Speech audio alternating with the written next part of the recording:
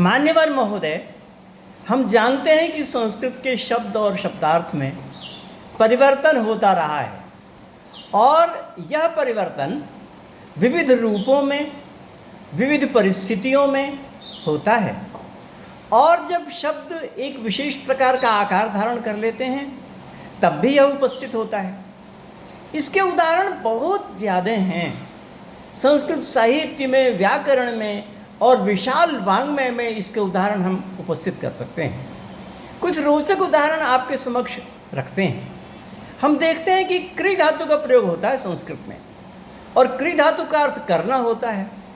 अब इस क्रि धातु का करना अर्थ के इतने ज़्यादा व्यापक अलग अलग अर्थ हैं कि उनकी गिनती नहीं है। इसी प्रकार से हमारे जो अन्य शब्द हैं जिसमें कि क्रि धातु को मिलाकर बनाया गया है उसमें भी अनेक प्रकार के परिवर्तन होते हैं। एक उदाहरण हमारे सामने है और वह है व्याक्री अथवा व्याकरण का। यहाँ पर व्याक्री में क्रि धातु के साथ वी और आ उपसर्ग लगाया गया है। उससे पूर्ण व्याक्री धातु बनती है और उससे व्याकरण शब्द बनता है। हम अगर ये जानना चाहें कि यहाँ पर व्याकरण का मौलिक अर्थ क्या है, इस बात की जो उत्तर है वह हमको वेदों से प्राप्त होता है। वेदों का हम एक मंत्र देखते हैं, बहुत ही आसान और बहुत ही सरल मंत्र है। वह है दृष्ट्वा रूपे व्याकरोत् सत्यम अनृते प्रजापति अश्रद्धाम अनृते दधात श्रद्धाम सत्ये प्रजापति। इसका अर्थ इतना आसान है तो कोई भी कर ले। इसका सामान्य साधारण सा अर्थ है रूपे दृष्ट्वा प्रजापति व्याकरोत्। सत्य और अनृत के रूपों को देखकर प्रजापति ने उन्हें अलग अलग कर दिया। माने सत्य को अलग कर दिया और अनृत को अलग कर दिया और अनृत के प्रति अश्रद्धा की और सत्य के प्रति श्रद्धा की। यहाँ पर व्याकरोत् शब्द का प्रयोग हुआ है।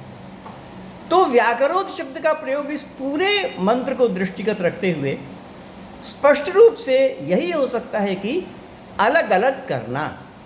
इससे हमको एक बहुत ही विलक्षण, स्पष्ट और अद्भुत जानकारी प्राप्त हुई कि वियांग पूर्व क्रि धातु का अर्थ अलग अलग करना होता है और इसी अर्थ में व्याकरण शब्द बना है।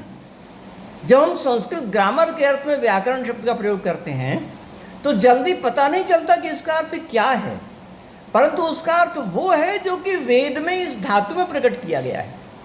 व्याकरण का मूल अर्थ होता है अलग अलग करना। और किसको किससे अलग अलग करना, इसको बाद में व्युत्पत्ति से बताते हैं कि अपशब्दों से शब्दों को अलग अलग करना।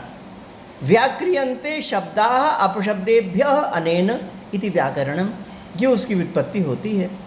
तो इस प्रकार से यहाँ पर जो व्याकरण शब्द है उसका अर्थ अलग अलग करना होता है और उसकी जो छाया है वो वेद में पुनः आई है। उसमें कहा है सत्तुमेव त्रितौना पुनन्तो। इसका अर्थ ये है कि जिस प्रकार से सत्तु को छानते हैं उसी प्रकार से अपशब्दों से शब्दों को छानते हैं, अलग अलग करते हैं।